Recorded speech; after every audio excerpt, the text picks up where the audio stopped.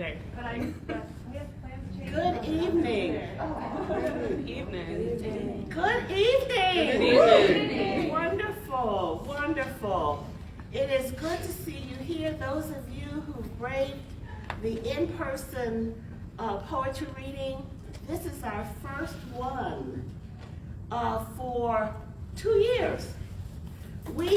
Yes. And so, but we decided that we did not want to leave out our wonderful virtual audience. So thank you for being with us today. You are in store for a treat. As you all know, this is National Poetry Month.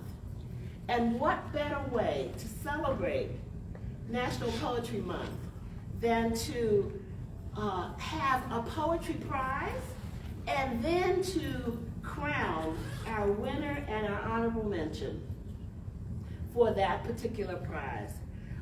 We are so delighted to now have hosted that prize for since 2017. It's also a joy to look out and see colleagues who have been working with us for the last 2 years, more than 2 years, on the Mellon Grant. Some of you know that we were fortunate enough to work with the library to get a $2 million grant to,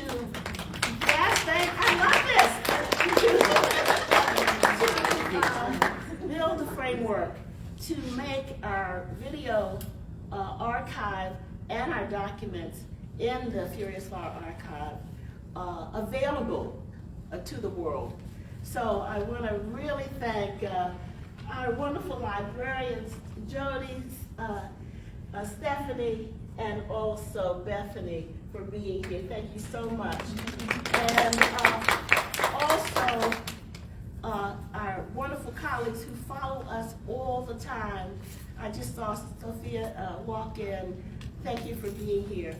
And also our student workers at Furious Flower, our graduate student, Jessica Carter, as well as our Conrad Gillespie Fellow, Jordan Alexander.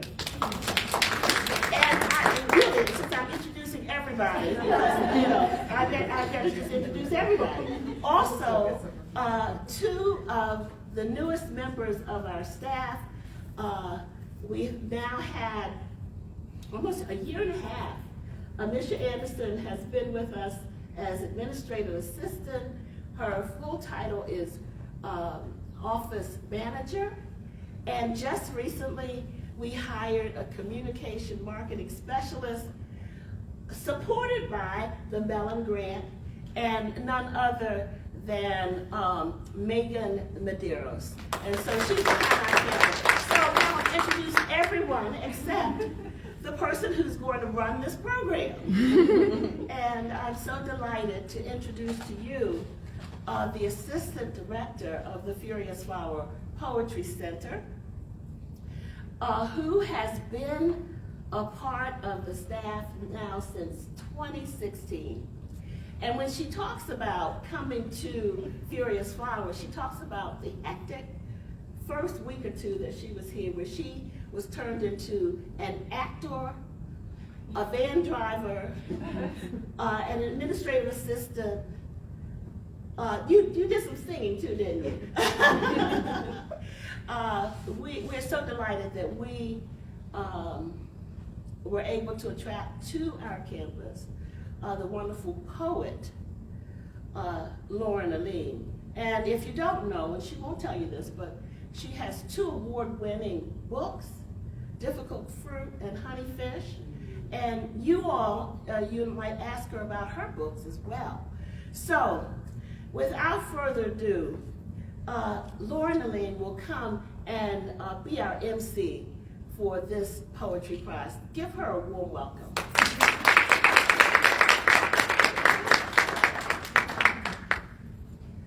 Hello, hello, everybody. everybody. Welcome to our first in-person reading since February of 2020. Do we even remember that far back? The before times were before that? Okay, so I'm really excited to thank you, Dr. Gavin, founder, executive director, extraordinaire human, everything, who started Furious Flower. We are living in her vision, and it is one that has just changed the face of American poetry. Our tagline, so to speak, at Furious Flower: celebrate, educate, preserve. And today we are in full celebration mode. We are celebrating the 2022 winners of the Furious Flower Poetry Prize. We had over 100 entries. I read, along with one of our board members, a fellow poet, Keisha Gay Anderson, all 5 pages of each of those 100 and whatever poems, and sent 25 or 30 of them to poor Tim, who then had to pick the people who rose to the top of that submission stash.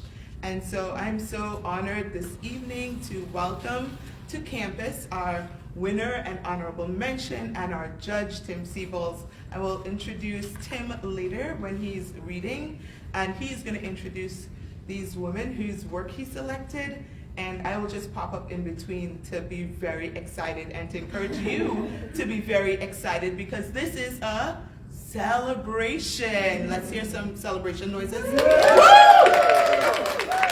right, thank you so much. And first reading will be by our honorable mention, Lemus. Tim, to introduce her.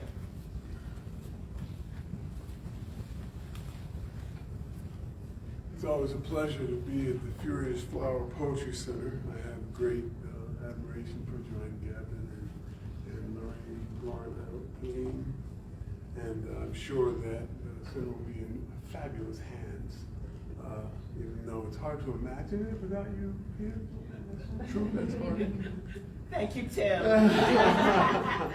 Anyway, I wanted to say before I begin the formal introductions that how many wonderful poems that I saw in those last 20 or so manuscripts. They were wonderful. And so the 2 people who are here are extraordinary.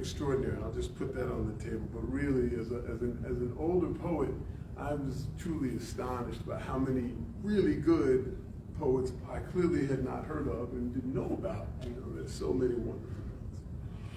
Anyway, so let me introduce Benin Lemus, our honorable mention. This is some straight bio. Benin is a writer and an educator. Born in Southern California and raised in Portland, Oregon, she comes from a long line of writers and teachers. She earned her BA in English from Benin College in North Carolina and MFA in Film and Television Production from the University of Southern California. Her work has been published online and in print, most recently in A Gathering of Tribes magazine, edited by Quincy Troop, and Love Letters in Light, a poetry-based public art project curated by Leila Hamidi. Benin's debut poetry collection, Dreaming in Morning, that's M-O-U-R-N-I-N-G, Dreaming in Morning, will be published by World Stage Press in November 2022. That will be amazing, I'm sure. She lives with her family on unceded Tongva land, which is now called South Los Angeles. And amazingly, Benin flew in from LA yesterday, which is quite far. And these are my thoughts about what she's doing, though there's always more than I could ever say really happening. Benin Lemus writes a poetry of direct engagement. Her poems can be tender or unapologetically ferocious concerning what's what in this life. In one poem called On Arthur and August, referring to those great playwrights, August Wilson and Arthur Miller, she writes, "Read, and you will have mercy on the people you meet." What strikes me as real wisdom, particularly if we take words to heart and recognize the necessity of the freight they carry as a marker of what each of us carries. We read poems because we want to feel deeply, knowing that whatever weighs us down, whatever electrifies us, is shared. That we are not strangers in a strange land, but members of a vast community of souls that suffer and delight in each day. Benin Lemus makes poems that invite us back to our lives, that invite us to see into life with unflinching honesty and compassion. Let's welcome her to the stage.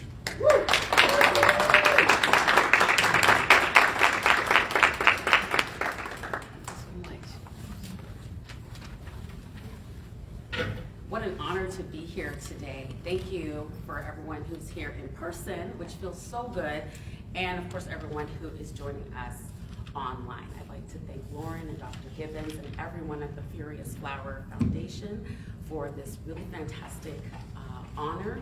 And of course, Ariana, my HBCU sister. You'll find out she went to Spelman College. I went to Benin, so it's really wonderful that we are supporting each other. And we're, as you know, I live in Los Angeles, so I'm back in the South, and it feels good. Thank you so much. And thank you, Tim, of course, for those really, I'm honored, incredibly kind words, and it's an honor to have been introduced by you. My first poem, Ode to South Los Angeles. Craftsman houses line the block. Chimneys stand in defiance of trembling earth. Porches hold court, roomy enough for tea and gossip when summer swelters and air conditioning is absent. Our southern roots, a generation removed, wither with each new birth. We feign connection with the old ways, nostalgic for a time and a place we never dwelled. We are revuelto, a mix. This neighborhood was Jewish before it was Black. The corner synagogue, now a church. A Hebrew prayer stained in glass remains. New residents grapple with complicated pasts. Oaxaca, San Salvador, Belmopan, Zacapa. The South still dusty on their clothes, wondering if they will ever return. Outbreaks of beauty consume Saturday nights. Banda, cumbia, and rancheros fill the darkness. Occasionally, someone will let out a grito for their lost love. Living here is savory. Taquerias illuminated with bulbs strung overhead, connected to generators. Pork, beef, and chicken fry in vats of oil, tortillas the size of saucers, open until midnight. Sunday drumming circle in the park around the corner plays the rhythms of West Africa and the 70s funk of Roy Ayers. Everybody loves the sunshine, and I do feel what I feel when I feel when I feel when I'm feeling. Even as the Hebrew Israelites, clad in purple and gold, command street corners, chastise us for our lack of consciousness. The sunshine of our neighborhood, weddings, revivals, first birthdays, hosted in front yards, ribbons, tents, and balloons, guests with gifts and pots of homemade food, leave the uninvited with mouths watering and no parking. Porches and neighbors, Sundays and rocking chairs, fitting broken English together with broken Spanish. We talk about the South we left behind and whether or not we will ride the new train.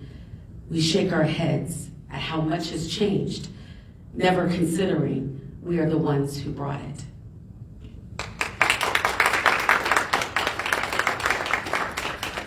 Thank you. Strawberry picking with my father. My father awakens us before dawn to drive 3 hours outside the city to pick strawberries. We were not on our way to bond as a family, but to learn a lesson. You kids are spoiled, he says, as we sleep in the backseat of our van. Time to earn your own money. In his youth, my father worked nights canning tomatoes at a local factory. It was our turn to learn the source and cost of our food. My eyes were stunned. Strawberry fields as far as I could see. Workers already up the rows filling pints to make flats ready for weighing. One bathroom, no clean water. My fingers, assaulted by the cold, wet dirt, desperately searched for the right berries. Strawberries don't drop from heaven. They are picked by hand. I am 12, and I know this isn't fair. The workers fill their flats with precision and speed. There is no time to waste when life depends upon $8. At day's end, my flat was filled with anemic pints. My father, pitying my brother, sister, and me, helped us make weight. The sun at its zenith, we have had enough. With less than $20 earned, I leave the migrants behind in the blistering heat as they continue to work. I hold my half-day's labor in my hand, exhausted and fall asleep thinking, I too would start a revolution, topple a government, call a strike over $8.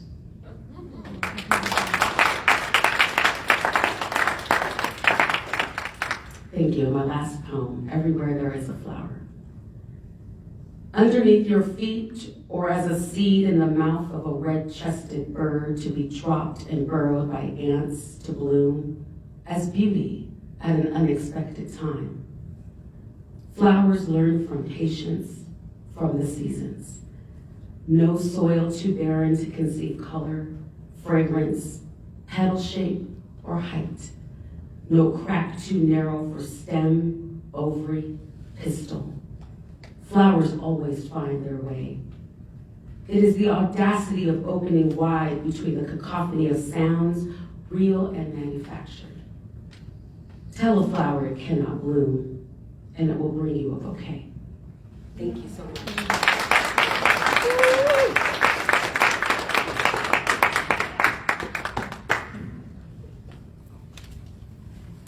Benin, they wanted me to come back for your wonderful achievement of being our honorable mention in the 2022 Poetry Prize. Here's your prize. Thank you.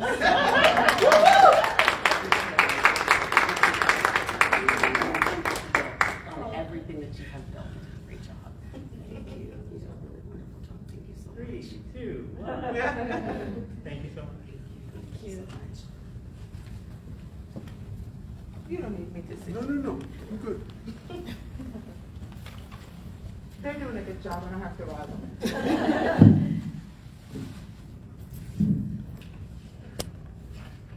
You can hear me all right? Yes? No, for the cameras though. I didn't want to, you want the mic for the camera? For the cameras. For yes. the online part. Okay. But yes, you do talk. All right, we'll work it out. Anyway, Ariana Benson came from even further than Los Angeles. She flew in from London yesterday. So we've gone international with the prize. And this is her straight bio. It says, Ariana Vincent was born in Norfolk, Virginia, my current hometown, and I believe her father is here from Chesapeake. Thank you for being here. She received the 2020 Graybeard Gowan Prize in Poetry and the 2021 Porterhouse Review Poetry Prize. Her poems appear or are forthcoming in Copper Nickel, Colorado Review, Indiana Review, Black Warrior Review, and many other journals. She serves as the nonfiction editor for Auburn Avenue.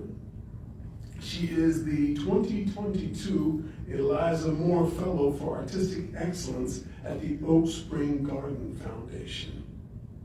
She has decided to attend the MFA program at St. Louis University. I'm sure there are many other MFA programs that would have loved to have her, but I'm glad she's going there. She's studying with some great poets. And these are some of my thoughts.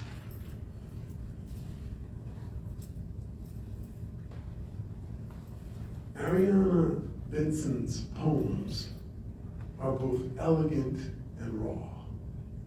In The Odyssey, she writes, "You understand by now that this God is one of impossible choices, that his fare does not match our own.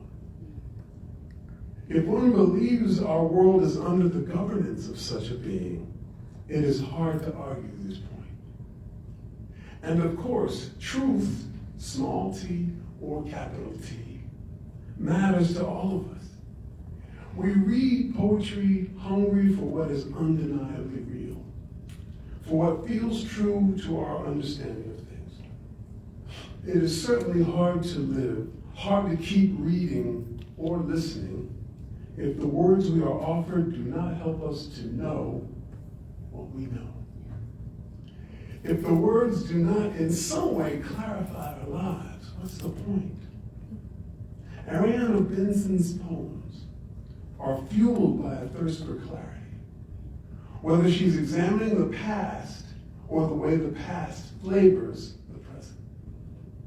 In either case, we feel the intensity of her pursuit. Please join me in welcoming her to the stage.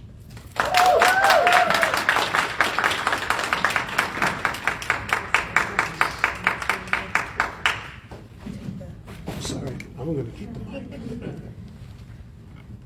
Thank you, everyone, for joining us this evening. And of course, I have to thank Dr. Gavin, our Furious leader of Furious Flower, an institution that has done so much for the Black folks that have taught me, and the reason that I'm here. Of course, Lauren, Anisha, Megan, you all do a wonderful job with Furious Flower. I'm very, very grateful, very happy to be here. And a little jet lag. London is a 5-hour difference, so in my mind it is 10 o'clock. We're going to make it work. So I'm going to read some of the poems that I submitted and a couple other ones, and you'll notice a little bit of overlap with Benin's. We both have a strawberry picking poem. It's very interesting. We both have a flower poem. So maybe that's what Tim was feeling, like strawberries. Yes. Okay. These pair of poems are love poems. They're both Virginia poems. I'm solidly a Virginia poet, a Southern poet. So you'll hear me say the location of the year in which the poem takes place and maybe a little bit more information about the poem. Love poem in the Blackfield, Chesapeake, Virginia, 1891. Listen, I did not mean to come to you empty-handed, to be yet another who only takes. My father taught me better than to milk dry what I cherish. I want to bring you my fists full of wildflowers, buttercups and loosestrife, aster and thistle pure as wind. I paid the man at the riverbank, his cedarwood cart splintered by the brackish spray, his nail beds stained a dark blue that fades like shoreline into tan. I bought you a lush posy to hold while we watched schooners patrol the swamp, but darling, I've been an owned thing. I've been the orphan calf baying, been the birth dam hay cut and baled a few hours before. I know we keep livestock for meat and hides, hen for eggs, but is beauty enough reason to claim what once lived unpossessed? Please understand, I had to put them back in the dirt. I plucked their seeds with my teeth, spat them along the trail, felt each one crush under the stone of my heel as I walked here to you. I know I must sound mad. I hope I'm the kind of mad that makes you feel most whole. Think how, when we're sun-pruned and weary, we'll stroll here among the wayward blossoms. How right to love in a field of our own making. Beautiful.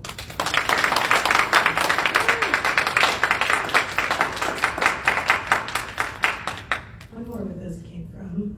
This is another in the little sequence, and this one is for Mildred and Richard Loving, which if you're not familiar with the history of Loving versus Virginia, they went to court to fight for the right to be interracially married.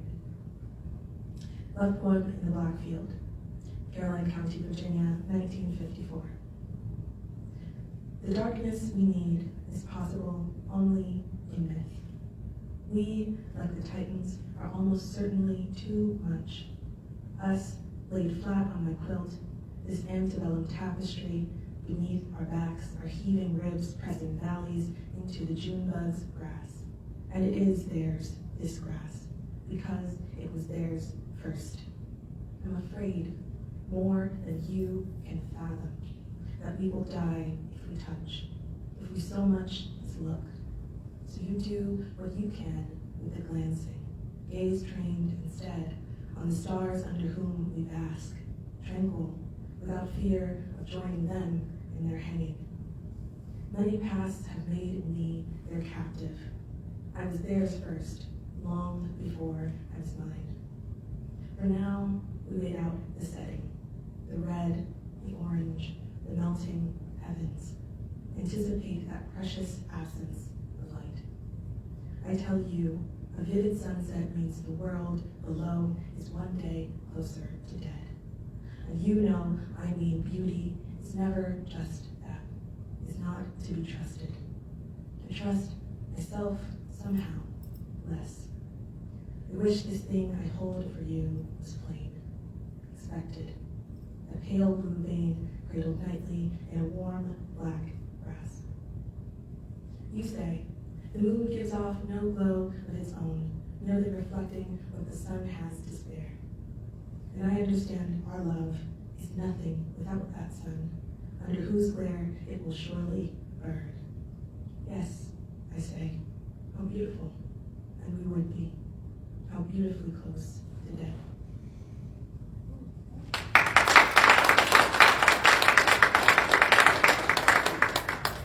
So this next poem is my flower poem. A lot of times I'll be reading an article or a story, historical or present, and a poem will come to me.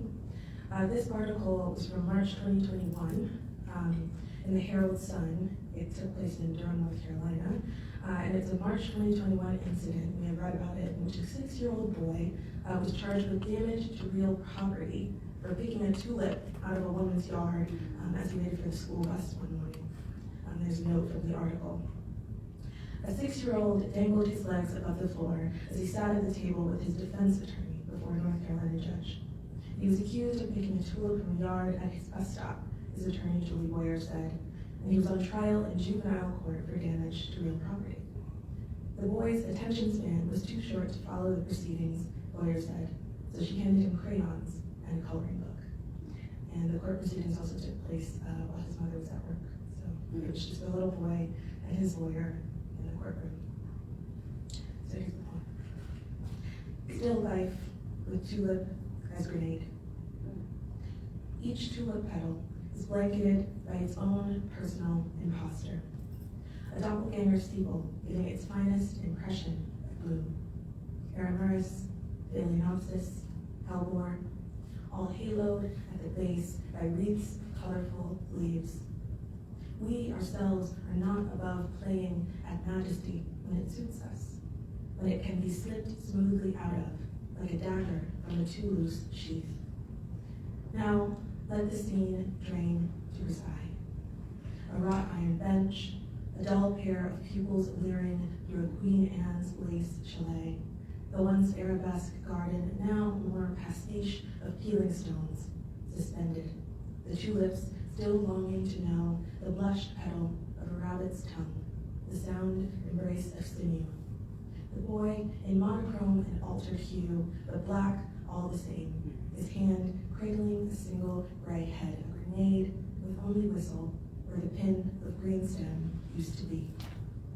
Let's say we're grateful that gunmetal black tulips are rare, that the powder emptied from pistols onto his skin was only pollen. No, let's not say thank you. We can exhale this snatched grasp corroding our lungs without pretending it's anything more than sick relief. Think now of the boy in the courtroom, seated at a table his eyes have not yet grown to meet, coloring in the scene unsworn. His fingers dirt brown, breaking back and forth across the page. Think of the flowers left in the ground, feigning dead silence, wondering what to do about the imagined problem of black boys who find beauty in all the wrong places. Yeah.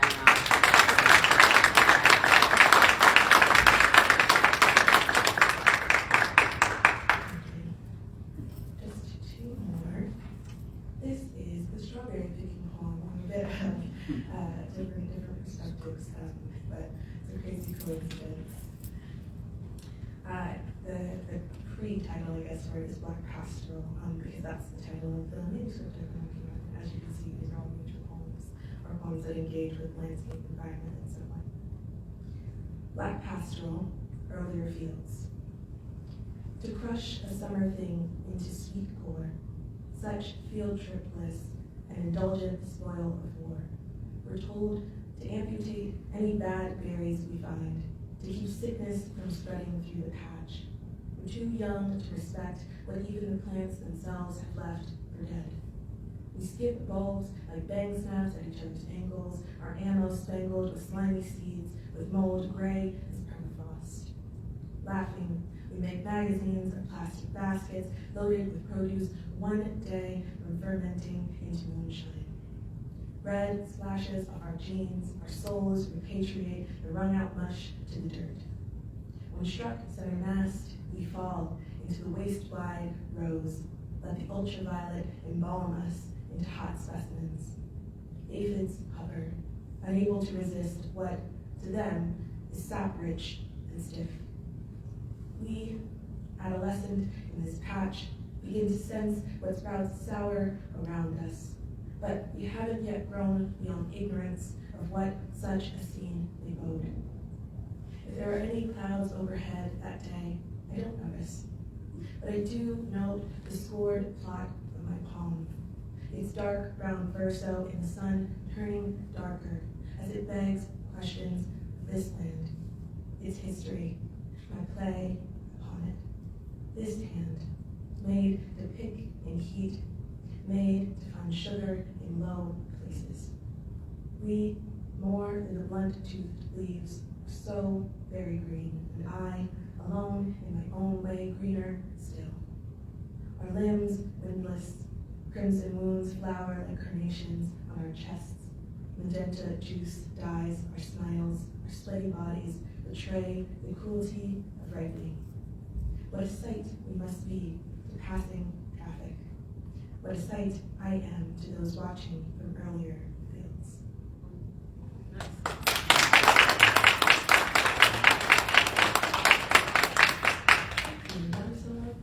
don't have to reach home. That's great. That's what we do. I love it. I'm coming here all the time. My last poem is a theodicy. For those of you who might not know, this is a super nerd term.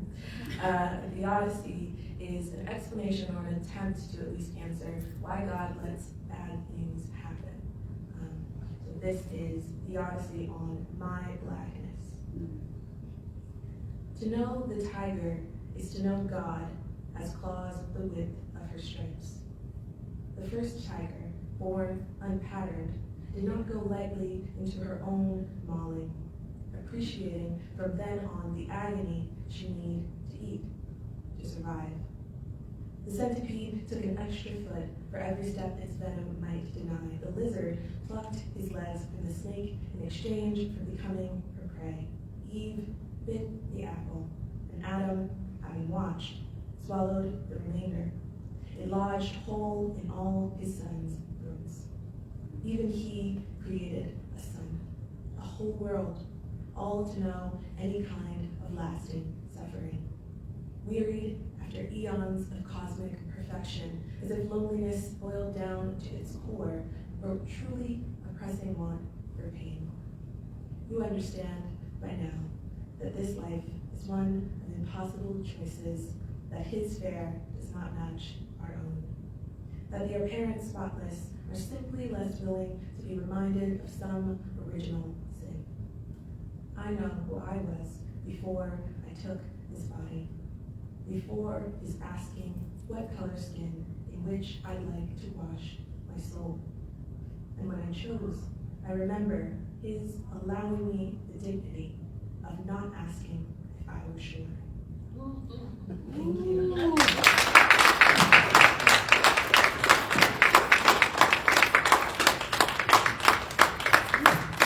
You all can see very clearly why we have chosen these amazing poets. Thank you, Tim, for such wonderful selections. And to you, our grand prize winner, our first place prize. I shouldn't announce on the over the video how much it is, because I don't want anybody following you home. So I would just give you your check and say, I know that Opal Moore and Sharon Strange would be so proud of you. In fact, when I listened to you, I said, oh my gosh, you have the depth of Sharon Strange and the grace of Opal Moore. Thank you. They have to be very proud of you. Let's give it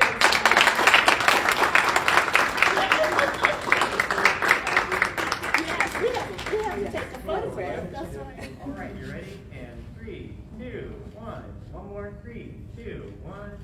And last one. 3, 2, 1. Great. Thank you. Thank you. Thank you. Let's keep that round of applause going. No, I'm not going to brag, but Fierce Flower, we've got excellent taste in some emerging poets. And I don't know if Sharon and Opal are on there, but thank you for your work in making these poets. Well, certainly Ariana, a winner, and Benin is a teacher, so we know the future of poetry is in excellent hands.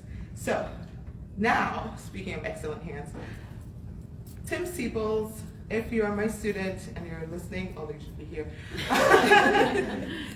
I teach Ode to My Hands every semester because, okay, I'm starting with the unofficial bio, because alive with music and play, Tim Siebels is a poet whose work I love to teach, and whose lines return to tickle my brain, which is my favorite kind of poem. In Siebels' work is an impeccable attention to the world, its beauty and humor, its grief and pain, its infinitely wide-ranging and nuanced possibilities. Poems rich with questions, the considerations of which and the answers to which are not easy, but are essential. Such a poet, this poet, offers us so many doors to our humanity, and if we're open to them, he also gives us the keys to unlock them. Tim Siebels is the author of 7 collections of poetry, including Body Moves, Hurdy-Gurdy, Fast Animal, and most recently, Voodoo Libretto, all of which are on sale from the JMU bookstore. Shout out to the bookstore, and which he will be available to sign. He has been nominated for a 2012 National Book Award, won the Theodore Ruttke Memorial Prize, and received the Penn Oakland Josephine Miles Award. His poems have been published widely in multiple journals and anthologies, including Best American Poetry, and he's Professor Emeritus at ODU and lives in Norfolk, Virginia, is no stranger to Fierce Flower, and hopefully he'll keep coming as he has been. Welcome, join me in welcoming online folks, Tim Siebels.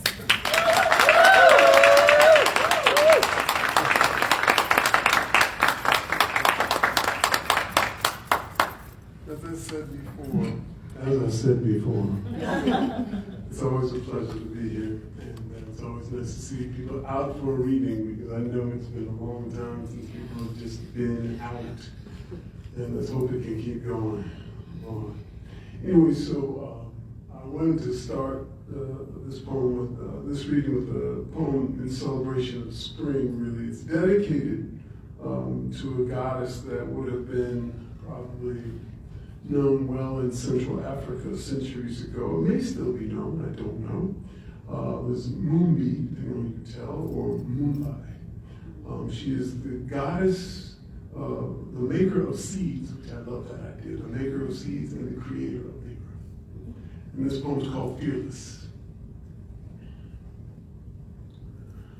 Good to see the green world undiscouraged, the green fire bounding back every spring, and beyond the tyranny of thorns, the weeds, and other co-conspiring green genes, ganging up, breaking in, Despite small shears and kill mowers, ground gougers, seed eaters, here they come, sudden as graffiti, not there and then there, naked, unhumble, unrequitedly green, growing as if there would be trees on any unmanned patch of earth, any sidewalk cracked, crooning between ties on lonesome railroad tracks, and moss, the shyest green citizen anywhere, tiptoeing the trunk in the damp shade of an oak.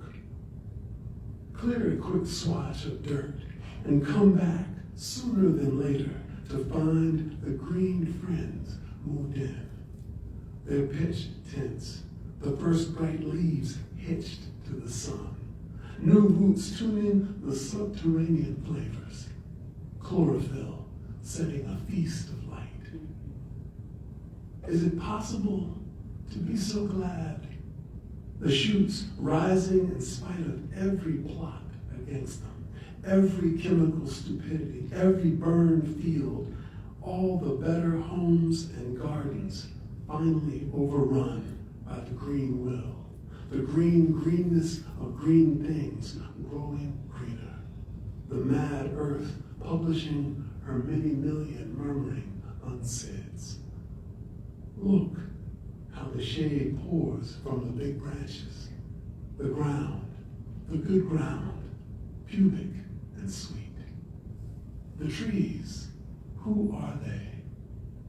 Their stillness, that long silence, the never running away.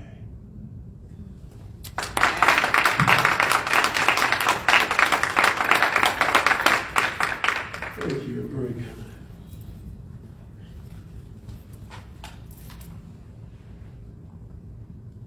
Here's another poem. I'm bouncing around a bit in this book. This is a new and selected collection, so I've got poems from many periods of my writing life. This is called Hey.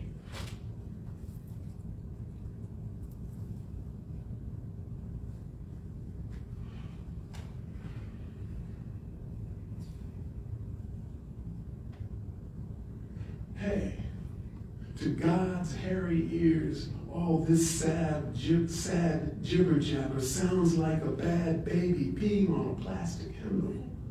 Turn out that serious face, put down your poison. In between everything between us, everything keeps keeping a cookbook of possible kisses. It is only by being stupid that we follow the scared into the lonely. Listen. Enough money for the church, enough dog days. The bank and business boys cannot stop this mutiny, this late allegiance to the whispering in the blood. Why let anybody starve? Why is it so hard to be happy? Shh, you already know what the blood is saying. Tonight, I am a shadow with one hand made of light. This is the beginning of a new weather. This shared breath, this open secret. Ghosts of all good kinds have gathered to shake the hully-gully in your thighs. Hey, look how big the wind is, and still you do not see it. Hey.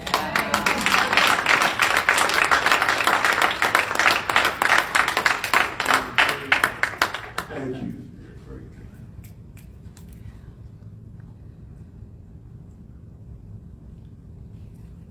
And speaking of possible kisses, I'll read this poem. This is First Kiss. I was talking this morning about similes and tonality in poems. So here's a poem that grew out of me playing with those ideas. I dedicate it to lips because, most everyone has lips. And that is, generally speaking, where it all begins. First kiss. Her mouth fell into my mouth like a summer snow, like a fifth season, like a fresh Eden, like Eden when Eve made God whimper with the liquid tilt of her hips. Her kiss hurt like that. I mean, it was as if she'd mixed the sweat of an angel with the taste of a tangerine. I swear, my mouth had been a helmet forever, greased with secrets. My mouth, a dead-end street, a little bit lit by teeth. My heart, a clam slammed shut at the bottom of a dark. But her mouth pulled up like a baby blue Cadillac, packed with canaries, driven by a toucan. I swear, those lips said bright wings when we kissed, wild and precise, as if she were teaching a seahorse to speak. Her mouth, so careful, chumming the first vowel from my throat, until my brain was a piano banged loud, hammered like that. It was like, I swear, her tongue was Saturn's seventh moon, hot like that, hot and cold and circling, turning me into a glad planet, sun on one side, night pouring her slow hand over the other, one fire flying the kite of another. Her kiss, I swear, if the great mother rushed open the moon like a gift, and you were there to feel your shadow finally unhooked from your wrist. That'd be it, but even sweeter, like a riot of peg-leg priests on pogo sticks. Up and up, this way and higher, not falling, but on and on like that, badly behaved, but holy, I swear. That kiss, both lips utterly committed to the world, like a Peace Corps, like a free store, forever and always a new city, no locks, no walls, just doors. Like that, I swear, like that. Woo! Yeah. Woo! Thank you. Very kind, I appreciate it. I'll read a couple poems from the new section, and we shall flee from this place. It's wonderful. All right. It's a poem called Amusement Park. It's an allegory of sorts, I suppose. Amusement Park. Shuffling along, shouldering softly through the crowd. You don't remember the admission or planning to come. The rides look new, but it's mostly the paint. Every day the sun disappears and reappears, as if unsure of the situation. Your parents used to talk about being young once. Now you wonder what they really wanted to say. Shadows scratch the sidewalk. Popcorn, hot dogs, pizza, aromas stoke the breeze. Of course, fear takes the air too, like the kind of perfume you only notice when it's gone. You told your friends, I'm sick of this shit, but somehow, here you are, back in line, itching for the wicked flea, a ride famous for jumping the tracks, but the whole park is like that. Even the cross-eyed calico creeps low to the ground as if ready for some bad surprise. Worrying this way, the cat is a lot like the people who come here to undo their daily lives, built on hard work and scary news and bigotry, which usually moves around disguised as someone else. Wherever you turn, women, men, almost every hue, some skin so dark it holds a hint of stars, other faces white as paper, cinnamon gold cocoa with a kiss of brass. Of course, the fear is shared unevenly with all these colors and the history they recall. But the people remain lovely, enticing, a smorgasbord ready to be consumed. And though strangers exchange harmless glances, each suspects the rest of playing a part in a story that seems impossible to explain. Like the park itself, both natural and not, both deadly and full of fun. The crazy crook is the scariest, guaranteed to remix your mind, the neon winks. Some get on with glee, some with stolid faith, but you go half doubting, half hoping it'll be all right, like your parents said. Though lately you haven't seen them on any rides. Its height is legendary, the loop-de-loops ridiculous. Your friends believe it's the one ticket worth fighting for. That long first climb, the haphazard twists and dives, the whoops, the shrieks, and every time somebody yelling, "Look, Mom, no hands." Maybe the loudmouth is a superhero, ready to pretend the courage that might make death and his shiny badge back off. Or maybe he's just another dumb chump, begging to be noticed in a world that repaints and forgets, refuels and drives on. Sit your simple ass down, you snap, while the crazy crook rolls over those bone-bending swerves that snatch the riders back to their busy, befuddled, stampeded lives, out of hand and harder and faster. As if some cranked-up kidnapper has everyone locked in his trunk and won't stop stomping the gas. The days blur. Each month honks by like a V of Canada geese. You spin around. Your friends keep testing their new knees. How did you get used to this? When did you forget how to sleep? What made your parents play certain words over and over?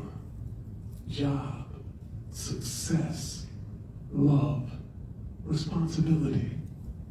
And where? Exactly where did they go?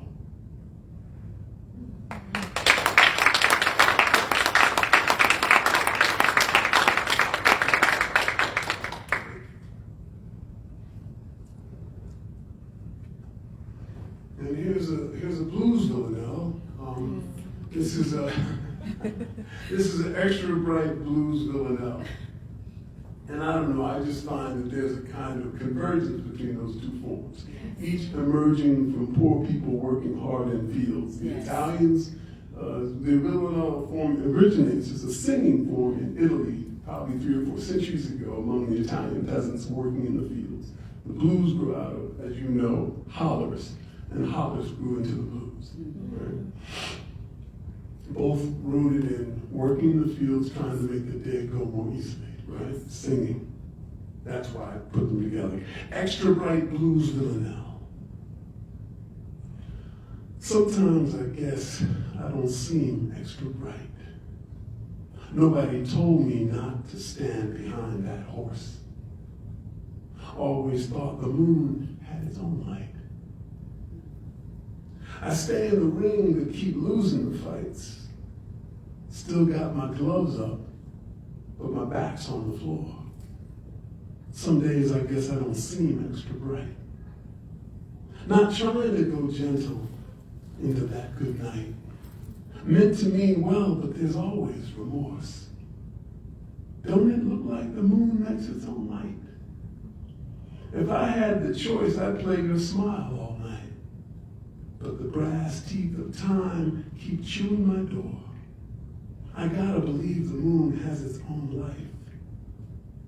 Really don't know if I'll ever get right. Been charting the stars like a Martian off course. Sometimes they don't think that I seem extra bright. I think so much that my brain fits tight. They say I should act like a grown-up You ever believe the moon had its own light? I'm climbing the walls of my room every night. Hard not to fear what the world's got in store. That's why I wish I could have extra sight. You ride with no hands when you ride with no bike. Where's Yoda at when you're needing the force? Sometimes I bet I don't seem extra bright, but I'm pretty damn sure the moon made its own light.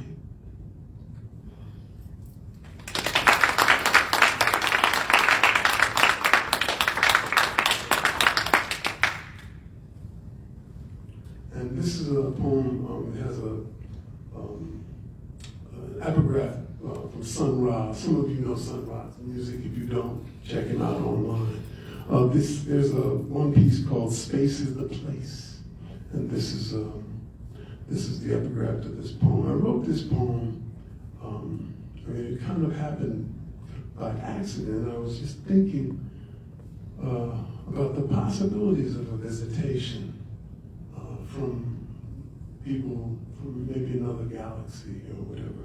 The more I read about the universe and its potential size, the stranger it gets. Like we live in a galaxy that is gargantuan. And it's just one of, they think, maybe millions and millions of galaxies. I just can't grasp the scale of that, you know.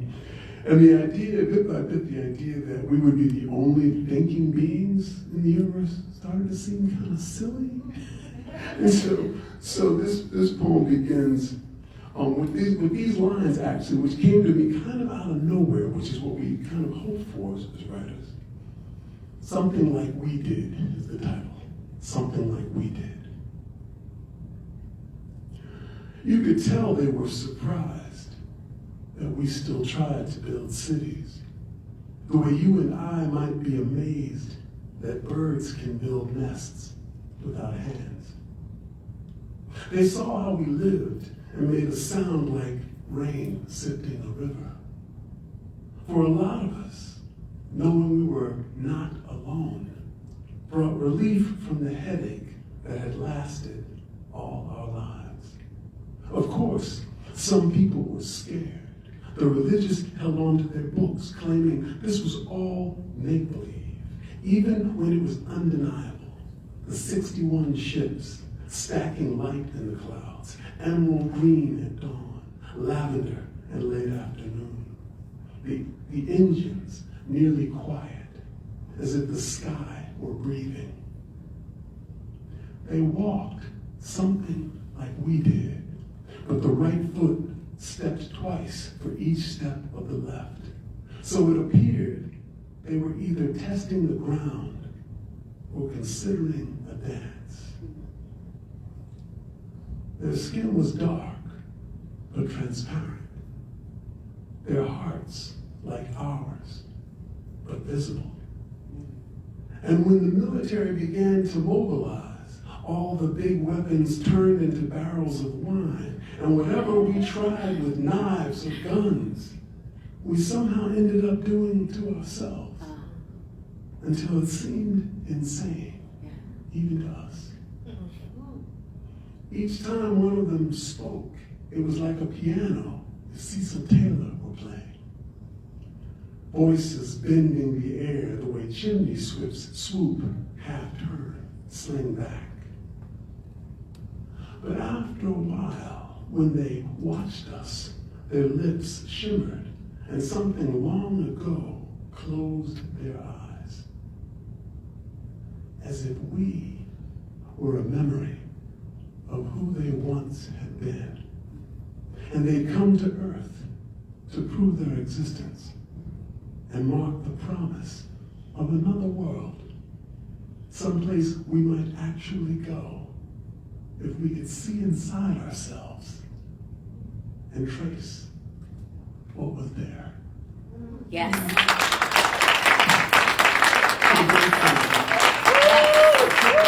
To the dear and honorable listeners, carry on.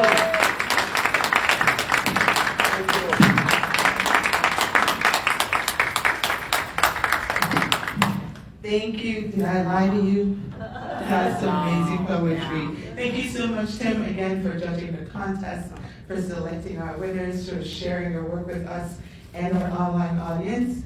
And we are at the Q&A portion of the evening. So questions, we're still working on clearly the hybrid situation. So ask them to me as loudly as you can. I'll reflect it, and maybe should we just have them answer from where they are? Yeah, let's keep it simple. Maybe We can pass the mic. Pass the mic. Oh, pass the mic. There Yeah, you go. I'll move. Questions? Jessica.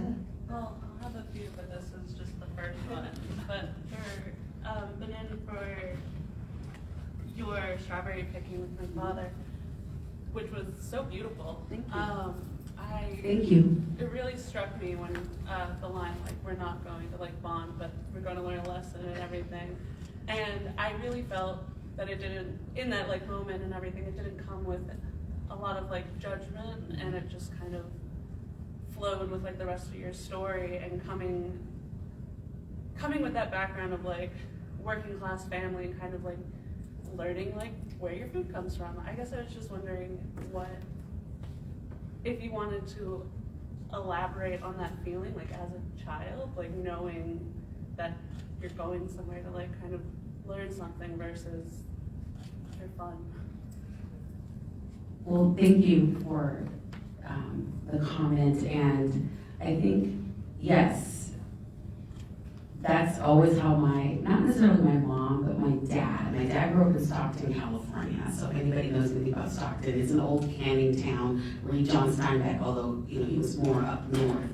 But the idea that, you know, he was working from a young age, we worked since we were like 13 or 14. And so this idea that like you would just wake up, put your clothes on, and then go live your life was kind of not how my dad rolls. You know, now he's older, and so he's like, hey, you do what you want. But this idea that you have to have respect for people, and you have to respect the world that you live in. And as I say in the poem, you know, the food just doesn't just drop down from the sky. Like, there are people behind, you know, your food has a face, if you will. So I think growing up, I was always, not always explicitly taught, like in that lesson, but just from the observation of living my life, this idea that we have to be in community. And I think that's what I always learned growing up, is that we have to be in community. And you also have to work. And work looks different for different people, but I think also the more you have, the more you are responsible for. And so my dad grew up in post-World War II housing, you know, like sort of barracks, if you will. And then we grew up kind of in the suburbs. But my dad never wanted us to forget, like, you've got to work and make sure that you are respecting yourself and the other people around you. So that poem really was like, is an homage to him, and just making sure that I don't forget what I need to contribute. Thank you.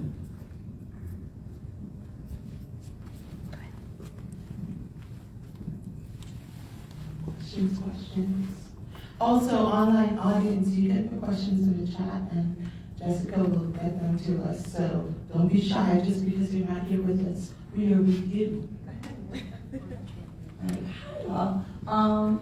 This is for Ariana. I have a question. Like that sequence of love poems that you wrote were beautiful. They had me like in a trance.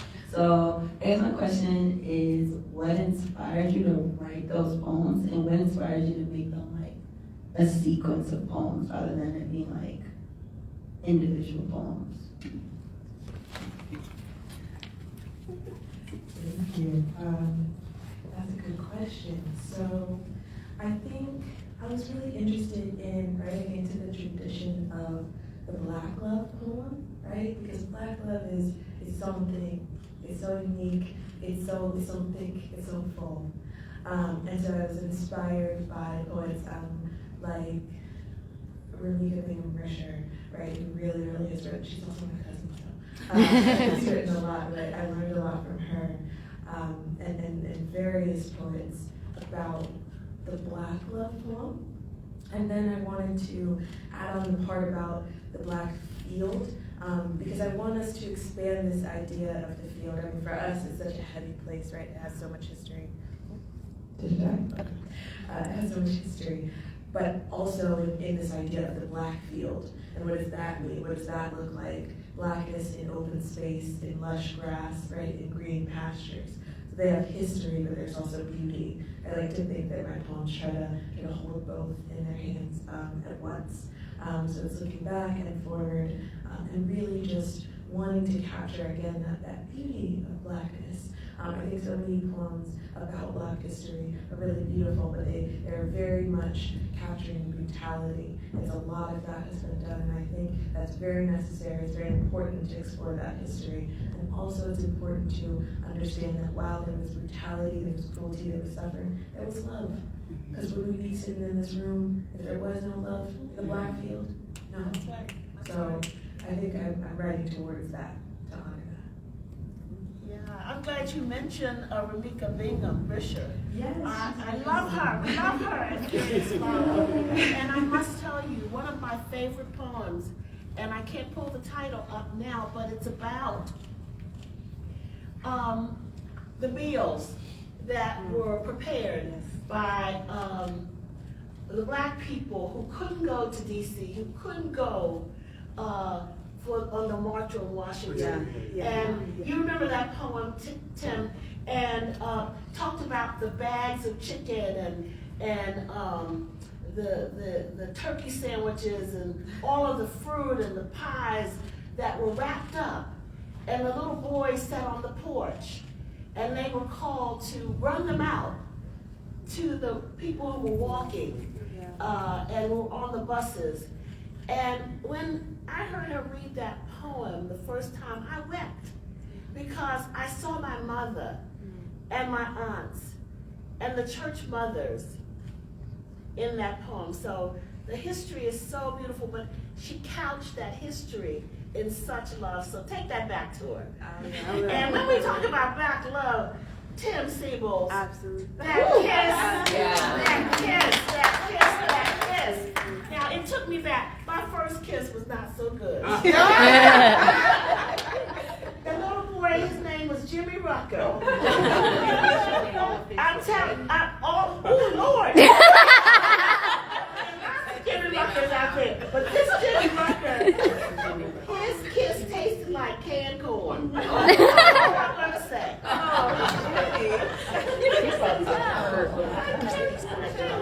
There's a question on Facebook. Is that what I'm hearing?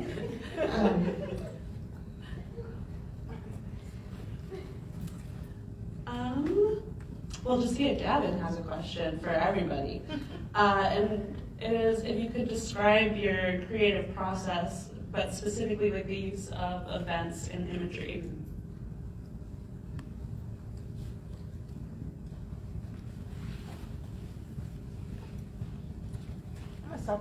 Sure. I mean, it's a complicated question. Could you repeat it? I'm sorry, let me try to know what was being asked. Just asking about your creative process in terms of drawing from events and using imagery. Okay. All right. I'm not sure I have a great answer for it, but I mean, we're living in the world. The things that happen, of course, impact our lives, and I think as poets or writers, and probably artists, all artists, in one way or another, are obliged to respond. I mean, it's hard to pretend what happened to George Floyd didn't happen. It's hard to pretend these terrible things that happened, like in Louisiana to Breonna Taylor. I mean, you can't just say, shrug your shoulders. So you kind of have to respond. The real complicating factor is, can you do it well enough so that it will resonate? I mean, because of course everyone has a response, but if you're a poet and you care about the possibility of documenting for the community a certain type of event, a tragic event, then you want the words to resonate. I think about people like when I was a teenager, for example, I was listening to people like Mickey Giovanni and Gil Scott-Heron and The Last Poets, and the reason you still know their names is because they said something and it stayed. And that's, to me, the difficulty is the same difficulty with all poems. how do you write it well enough so that it will actually, stick in someone's heart or mind, So I don't know what the magic formula is. My process is really write and revise some more, and rethink and revise. That's the process. No, yeah, I don't know that I have a whole lot to add to that. I can talk more specifically to my process. It's gonna make me, y'all gonna want me to lock me up after this, I'm like a special man. But what I do is I will read an article or something like that, a story, and I will find a line that really inspired me, a part that I found interesting, like the epigraph from the story from the Herald Sun, and I'll put it in my iPhone notes. Just so I don't lose it, just so I let it sit. I think oftentimes you see something, you want to write the poem right away. That spark must happen right away, but you try to write the poem right away, it doesn't always resonate like it could if you let the inspiration marinate, right? If you let it sit on your mind. So usually it actually takes me like 3 months to go back to my iPhone notes and scroll through and find the quote and pull it up, or find the idea and pull it up. And then right from there, having, walked through life and, seen different things. And I also try to find interesting ways into the poem, right? That tulip poem took me a long time to write because I was struggling to find a way in that didn't just start with what was already in the story. The boy, the bus, the bench that he's waiting on, the woman's house. And so I was struck eventually by my obsession with flowers and this idea that some petals are pretend. And then what things do we pretend? What was that woman pretending to understand about beauty, that she would subject a child to that ugliness? But that question wouldn't have come to me if I had just written the poem when I read the article, right? So yeah, for me, I think I have to let it sit and live in the world, and then it'll come. That line about the pollen and as the dust instead of the gunpowder. I mean, that was, whew, woo, that was great. That was absolutely great. So I'm kind of a hybrid of Tim and Ariana. So what I do is I also will read an article or I'll see something in the news segment and I'll find a line that sticks out, or the story itself sticks out to me. The poem I can think of right now is one called The Whistleblower, about Dawn Wooten, the nurse who she was a whistleblower for the Irwin County Detention Center, where women were having secret hysterectomies. And I remember being so outraged by that. Just in a year filled with lots of outrage, I remember reading that and just feeling so outraged. And so I looked for other articles just so I could get a better understanding of the story. And I just wrote down what I understood. And then from there, I went through a very long revision process. So what I do is I just sort of I like how you let the story marinate. I'm much more like Roadrunner. I'm just gonna get it done and I put it on paper.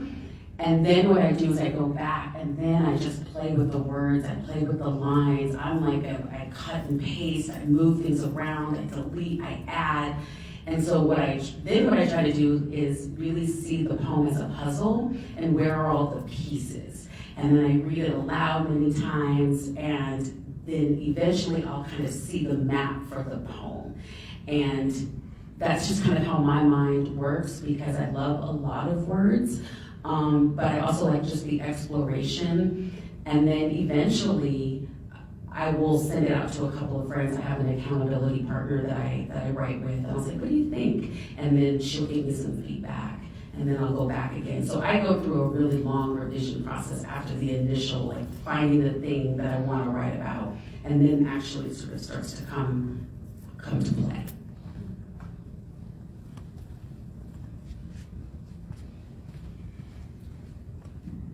Thank you all. Any burning questions in the room? Because if not, we're way over time, which means we have just been having a blast. So let us end our evening with a final round of applause. Thank you online audience for celebrating with us. Hopefully we'll get the hang of this. This is our last event for the semester. And we're taking a break this summer as we transition, but look out for all our announcements of what's happening in the fall at the Furious Flower Poetry Center. Thank you for being here.